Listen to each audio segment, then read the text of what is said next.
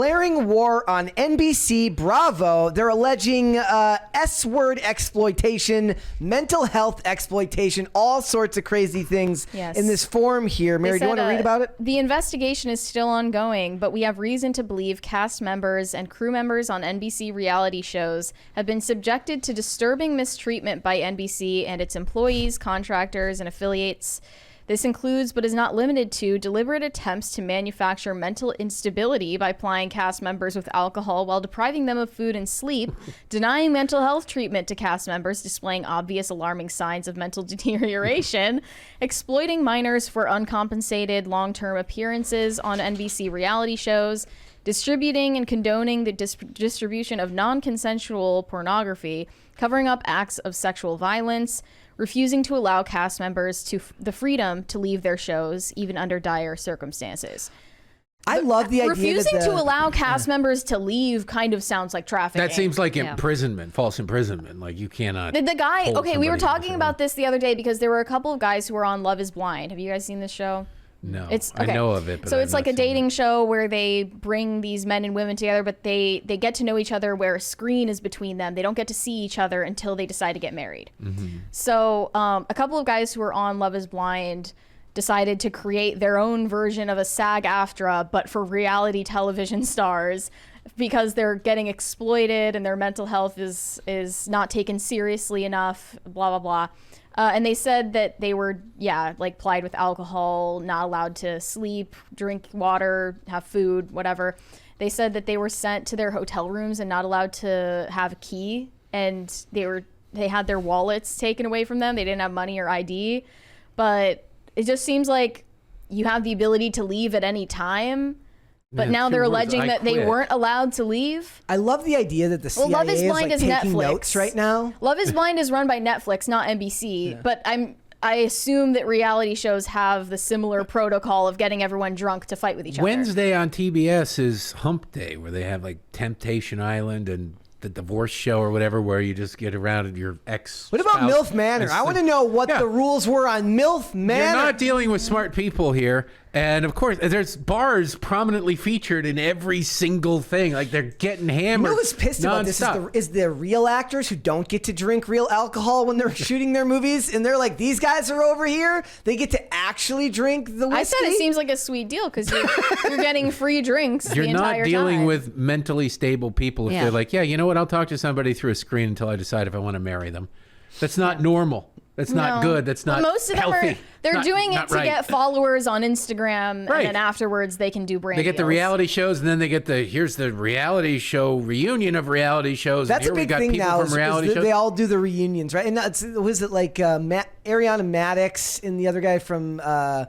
what is the one in the UK? Love Island? No, it's not. It's another one. I see Tom Sandoval. I don't know who these people are, but people are constantly talking about them. Sandoval, I am very familiar with Bravo. Okay. But no, I'm not proud of it, but I am. Is it the Vanderpump Rules? Yes. Yes. Yeah. Okay, and they're everywhere. They're everywhere. They are everywhere. And then you've got the crossovers. I love what is it? He knows them all. This one on the ship, Below Decks. And now they're going on to Summer House, the people from the Below Deck, and they're going on Winter House, and they're doing all this. They're getting recast to be yourself and go get hammered somewhere with a whole bunch of people while they film sound it. like exploitation that sounds to me. awesome. Yeah. It's paid to fine, drink and just be myself. But then you can't go, people? oh my God, I'm so exploited. You know what you're signing up for. Mary's like, outside of not having my own hotel key, that sounds like a great time. I mean, you could just call the front desk and ask for one. Seems like you should be able to open the door from the inside. I know. I've never been in a hotel room where they're like, I don't know how this lock works and I'm stuck in here. Or is the idea that like if you can't get back in, you're disqualified or something like that? Like, okay, so they're claiming that like maybe we should focus more. Like this is all funny, but the whole exploiting minors thing sounds like an even bigger lawsuit. Like in this case, they're talking about like what They these weren't people, paying them they have for their kids, and they're like, yeah, appearances. bring your kids with, and they're That's just like, what MILF sweet. Manor was. They invite all the MILFs and they invite their sons, and they don't tell the sons what the show is about until they show up. These are adult sons. Yes, though, right? yes, They're they're in their early toddlers. 20s, and they have to. They set up the sons with other moms. And I can't wait. Rome Which Falls. network's going to do like Incest Island? Like you can't get out of your hotel room it was until you pretty make out with your close. sister. Well, there was the one in the UK that was about like, it was literally a show about like, thank you, about like letting kids watch like adults get naked and claiming it was educational, and that was the whole show. Yep. And you're just like, what? What? Like they were like, it helps kids understand that there's different body types. There was I'm a like, college professor in Canada who just this week said that in order to acclimate children to trans people being around them in locker rooms or whatever, that children need to be exposed to genitals of everybody of various ages at irregular intervals as children. Like Just bring Harvey Weinstein and you're tenured pedophilia. That's what you're calling for. yeah, and this is the world we live in now, where when people talk about, for instance, when we're talking about whether these movies have cultural impact, well, these shows get made, and sure, it seems nuts to us, but eventually there will be kids who grow up with this stuff, and it will be completely normal because to them this is normal entertainment. There's a $20 one there from Baron of Grey Matter. You've made my point. People today don't understand satire, irony, or nuance. If it isn't idiocracy version of ow, my balls, they won't watch it. Reality TV is safe for networks and easy money. Nuance and satire are harder to read through text. It's also cheap to produce, and you don't have to hire writers during a writer's strike. You don't have to hire actors during an actor's strike. It proliferated in 2007 during the writer's strike when a lot of reality TV shows.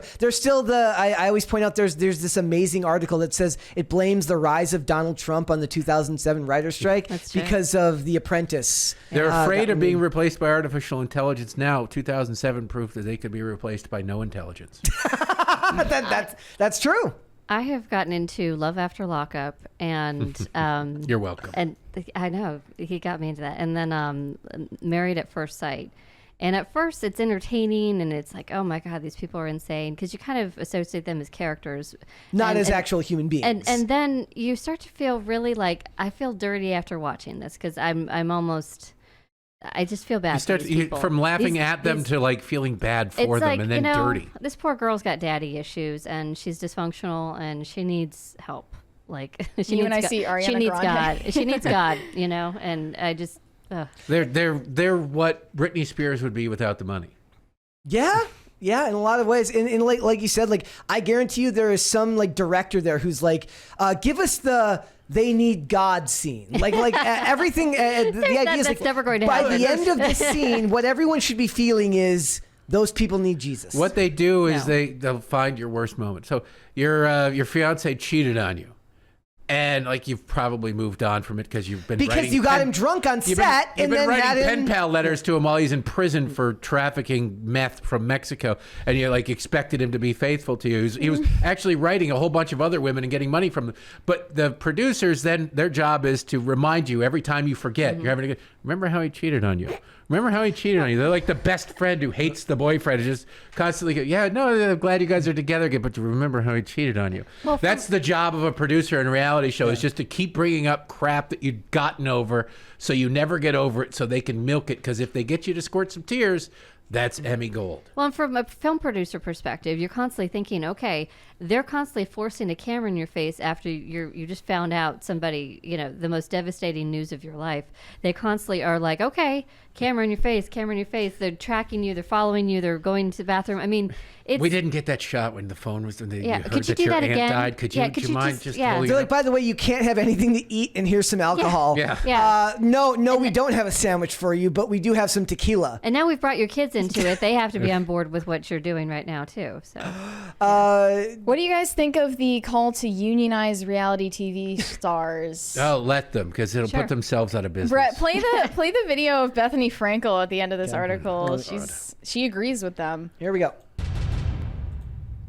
I know you were very vocal about saying reality stars need a union because they rerun over and over again these episodes. Would you consider taking on that task and kind of going full throttle? I am about to go to the library and take out the idiot guide to starting a union. I literally know nothing about it, like I knew nothing about relief work or anything else I've ever done. Launching a liquor brand, starting a podcast, launching a YouTube series. But I will certainly, I gotta do the literally have no idea shameless what it self takes to run promo a there. union, but I know I can do it. That's how you can tell she's sincere. Like maybe friends and pals and saying, you know what, I want to join in. Can you name some of them? No. So many, over 100 very well-known reality stars have reached out to me, and chairmen of major companies have said that I'm right on with the terms I'm about to post in the next hour that I think are fair, but subject to modification because I wrote them overnight at 5 o'clock in the morning preparing for Mark and Kelly. So would you consider them striking and not filming? I think that people should boycott the television shows that are running at reruns forever, and the originals, and I think that the reality stars in production now, like people like Vanderpump Rules that have the power because we are the losers of the entertainment industry that right now are the workhorse mule B-list people that are going to be the clowns. B-list? The Dog and Pony Show, make a fool of yourself. You cheat on somebody, rip someone's hair out, go broke and live that on TV for the rest of your life without getting paid. We're the ones who are going to be trying to, the jugglers, the circus animals that they're going to want to fill in the content that A-list Hollywood is going to negotiate. And it's the reality reckoning, and the Bethany clause is changing today. I do like that she's going to take the book out of the library and not buy it. The idiot's guy. Is she currently on a reality show? I don't know that she is. I don't know. Which might be I part don't of why watch She was reality on Real TV, Housewives. I know she was, but I don't think she is anymore. I think which might B-list be is part a of why little- She's she's the founder of generous. Skinny Girl brand. Which Oh, it might be why she's Her sort of skinny pissed. margaritas are great. They're actually really good. Oh, Well, they're probably applying them with. that's what she's like. She sells the network her booze so that Yeah. they can give it to the actors. That's why Make nobody. shows. I can't take anybody in that sweater seriously though. It was an interesting choice for a sweater. I'll give her that. Right? It's 3D. No. It looks kind of like looks like the Twitter bird on the side. It kind of looks like A little the bit. Twitter logo. It's on the available side of now. it. Yeah, she could use that now. Now she has to replace it with X logos on I the wonder side. what she would have gotten had she won the bet. It says something about society though, like because a lot of reality TV, like someone like you guys, you watch it, like you understand that what you're watching is a guilty pleasure. I don't know if the next generation of people who are growing up with it will look at it that way. It's just going to be what entertainment is to Well, them. everyone wants to be a social media influencer now, and so then that's really the next extension of what reality TV is. So, For them, the way to get there is be on the reality show. We have a Even problem in your society. social media. What's And the I wrote problem? about this in my book. The line between famous and infamous is gone. It's just about getting attention. Yeah. And it doesn't matter how you get it. It's just about getting attention. So you can be a complete weirdo, nut, psychopath, self-destructive, smearing feces on yourself in the middle of an intersection. You'll get attention, you'll get views, you'll get and it's just about getting attention. I think it started back with Paris Hilton and the porn tape that her ex-boyfriend released. And there was no... Oh man, that's the kind of Kardashian- embarrassing. and And then the Kardashians. Kardashian business model followed. It goes, we've got one too. Ray J was the famous one in the video, but they monetized that. Normally, people would go like, God, I'm kind of embarrassed, and I'm gonna stay home for a couple of weeks. No, they went out and said, screw it, and good for them. But then society said, yeah, well, I want more. That girl I never heard of before that I saw having sex with the rapper. I need to know more about her. And people just started realizing it's just get attention. It doesn't matter. Good attention, bad attention. There's no difference anymore. And it's just about getting it. And then social media came in and said, if you get enough attention, you can make a lot of money. And you've got these vapid morons out there going, I'm a social media influencer. Here, buy this brand, do this, do that, do the other thing. And Bud Light drives a Brinks truck up to your house and dumps it out on your front lawn with, if you're Dylan Mulvaney, and nobody thinks about whether this is good or not anymore. I also wonder if Hollywood has recovered from the pandemic yet, with the movie sales down, and I realized streaming went up, but there was a lot in Hollywood that was hurt financially. So to do all these strikes, I just wonder how much, keep asking for more money. Do they have all the revenue there to actually fulfill the dreams of all these, people No. that want to do that? Because is the entertainment business making as much money as it used to? And I don't think it is. So then if you add in the reality TV, which is a cheap product, also having union demands as well, that's also going to hurt. And then they're already filming in Canada because they're trying to get away from Tax breaks. unions and taxes. And they They go to Georgia. Remember they hated Georgia, and then Yeah. they're like, yeah, but they do give good tax breaks. Yeah. Yeah. Chicago too. Chicago does the same. That's why all those Dick Wolf shows film in Chicago. You because love the Transformer movies. I do. And the one set in Washington, D.C., whichever one it was. When they're Canada. walking around. Yeah, because there's like skyscrapers. There's nothing in D.C. more than 10 stories It's tall. the same thing like when you watch the show Suits, and I'm like, that doesn't actually look anything like New York, but sure, I guess. Like, it's close enough. Also, one of the problems is like the blueprint for from famous to infamous are Kardashians and the Hiltons, who were all insulated by money anyways. They were already part of families that had large financial infrastructure that could build on that. When a regular person does that, it just ends up sad and pathetic. It doesn't work for them. It works for somebody like them. But or, you know or what? Nicole You Richie. don't hear about those people. You don't see those people. They end up on Love After Lockup. They don't end up as people on Below Deck as the people renting the luxury yacht. I do think you're right, though. Like, one of the things that I think that has become a mix-up, and I think the actors might buy into it, is they think that these studios are like, they're shuffling around and they're hiding all this money they're making. No, I think they're hiding the numbers because nobody's actually watching this crap. Like, you're making 10,000 shows, and for sure, Abbott Elementary might have done fine, but for every other show that you make that nobody's ever heard of, nobody's watching that, and they think they're hiding money from them, when in reality they're not releasing the numbers because they don't want to say, we made the show and literally nobody tuned in to watch. Well, didn't Tori Spelling do a reality show with her husband? Wasn't that like 5 kids or something? She's just in the news today. It's like Yeah. she's like living in an a trailer RV park or something. Yeah. I mean, Really? that's the sad Her part. mom seems like a real piece of crap. Yeah. God. But I think that's the sad part about a lot of these You got a reality house people that's a is that whole they just zip end up in code, an RV. and you let your kid and grandkids go. That's Aaron Spelling's daughter, yeah. right? Yes. Yeah, she Yeah. used to live in a mansion. She used to live in the biggest house, one of the biggest houses in California, if not the country. I mean, let's be fair. If we wait long enough, that's a reality show waiting to happen that she could actually monetize. Look, Yeah. if she had the residuals she deserves from 90210, this would not have happened. How do you guys feel about residuals? I didn't know how I knew the concept of them, but I listened to the Victory, the podcast, the guys from Entourage, my third Entourage reference, Doug Ellen, what's up? The residual, if you got paid, this is the way it was explained by the guy who played Eric on the show, who runs the podcast. If you got paid $1 million for an episode, per episode, and then they rerun it on a network, the first time you get is 90% of what your pay was. So you get 900,000. Then it was really basic. I'm sure it's more complex than this, but then it's 800,000. Then it goes down each time, but it's never nothing. So it's fine. I remember everybody who made sitcoms in the 50s, 60s, and 70s got absolutely screwed, and all the Brady kids were broke and having to work fast food jobs. William Shatner got nothing Because they got residuals for like 3 years, and then that was it. They want to talk about a time when a union was necessary. That's the thing.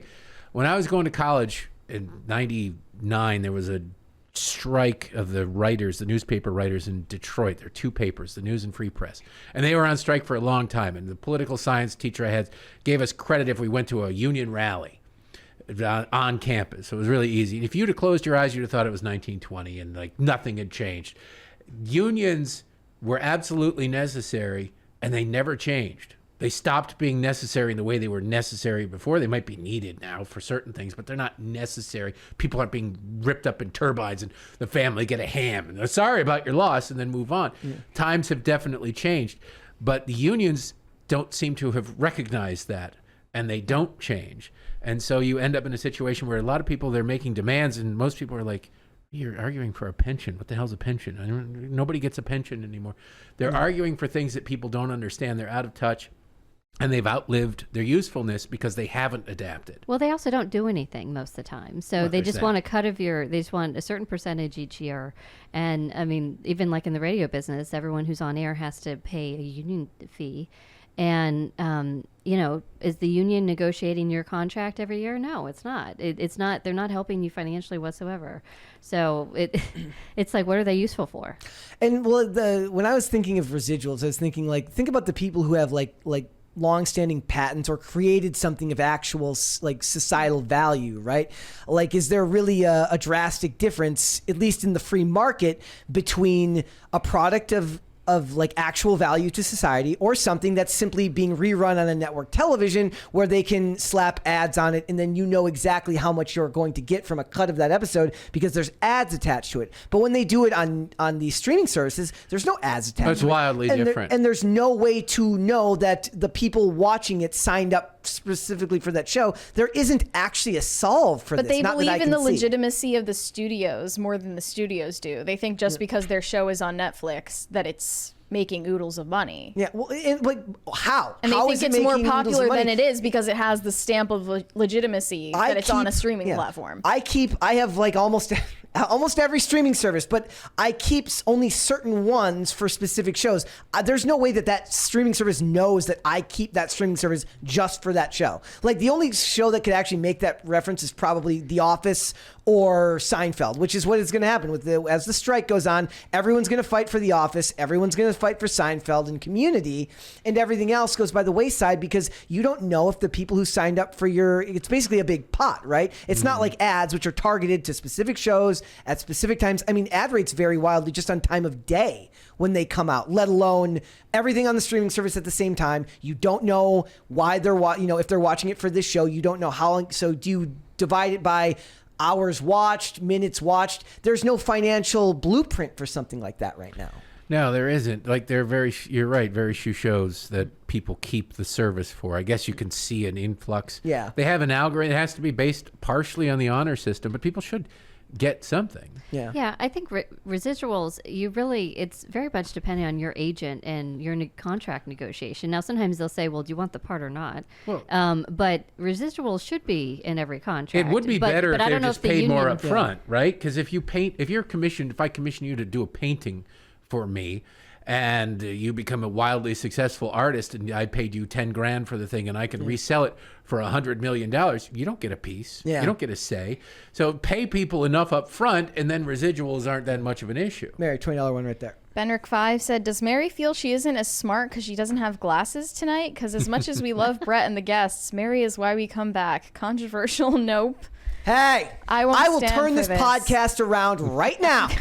I will take us off air if you're not careful there. I don't normally wear glasses. No. So I don't unless I'm reading. Yeah. And so I've got two screens in front of me. We were just looking at that article earlier where we were talking about, was it Disney? They cancel a show after 3 seasons. yeah, they don't cancel the show, but they reboot it under a different name so that they can continue underpaying the cast and the crew. Well, science has shown that Disney is evil. They re-released Hannah Montana and re-released The Sweet Life of Zack and Cody under a different name so that they could. The biggest problem is pay the them quality less. sucks. They're terrible shows. But really, at the end of the Children day, watching I'm it. sorry, but like if you're trying to go toe to toe with Hollywood money men, Hollywood financial people, you're going to lose because they've learned how to not cook the books, but they know how to move the money around. They know how to write. Look at what was being done at Warner Brothers by just dumping stuff, writing it off as a loss. They know what they're doing. And right now we just saw another article that said that Warner Brothers just saved like $100 million because of the writer's strike right now with all the things they're just not creating. Well, they made Batgirl or whatever it was, and they for like $200 million, and they said, we're never going to let 90 we're never going to let it see the light of day. We're never going to let it see the. They could have put it on HBO Max or whatever the hell it's called now, and I don't know, gotten something back. They probably could have recouped it even if it's terrible. How do you put make out it there. back on HBO Max? I don't buy that $90 million. Well, you sell it to them. But they own it. It's Warner Brothers, so it's already owned by them. Look, if a company buys something from another subsidiary of the company, they put it on somebody else's books. Warner Brothers comes out ahead. So like I don't buy that you're going to get $90 million worth of budget for a movie that's been kind What's more, $25 million or no dollars? But they wrote it off, and so the idea is that they get you to understand what a write-off is you don't get to go 90 million. We'll just take that right completely off of our taxes. But they're not going to get $90 million for it from another one of these streaming services either. You want to talk about a screwed up tax system that incentivizes taking a $90 million loss rather than trying to recoup $25 million of it. But it was part of the merger. When Warner Brothers was bought by Discovery, they had to write down, like they get rid of $4 billion worth of bloat. And that was just one of the victims of that requirement from Discovery. Like, look, we hired David Zaslav. He needs to cut $4 billion off of our books by the end of this fiscal year. But if you don't think that you could have recouped a good chunk, if not more than you could write off of 90 million by releasing it, that there's going to be a whole bunch of DC people who insist that DC movies don't suck. But they're also And not then going they're to put gonna go to the DC theaters stuff on too. others. Like they're not going to put it on other streaming services because it's DC. If you can't monetize that, how do you then monetize 200 million or whatever it was for the Zack Snyder cut of Justice League, and then let him do it again, and just this time in black and white? But they did do that because that was for the launch of HBO Max, so it became about increasing signups at time of launch, which they said did. It did, but then you want more signups, and you go, hey, here's another one, or stop cancellations, stop hemorrhaging cancellations. Well, with a you have new 4-hour content. movie, You need to provide new content. Here's new content. Original content probably is horrible, but it's original content, and you go, nah. I'd rather set it on fire. And DC, to be fair, is very bad right now. terrible. And they've been very, very bad for a long time, which is sad because I'm a DC fan. The only thing that I've liked on HBO recently has not been. I tried to watch Gotham, but The Doom That Came to Gotham wasn't good. I did like the show Warrior, which is not a DC. It's just a regular television show. But in general, they're not exactly hitting the mark. I've been watching Diners, Drive-Ins, and Dives. That's what it's about. See, that's not going on strike. Guy Fieri's going to be continuing to go to you got bars the and color restaurants. scheme of Guy's hair. Yes, you spike that I up. do. I do. That's I don't your have next the card, bet. though. Spike that up. No. Like Guy As Fieri. the hair grows out, he's going to have the frosted tips. Yes. Thanks for watching. Listen to full episodes of Pop Culture Crisis on Spotify. Keep up with us on social media and make sure you subscribe and ring that bell so you never miss the show. Bye, guys.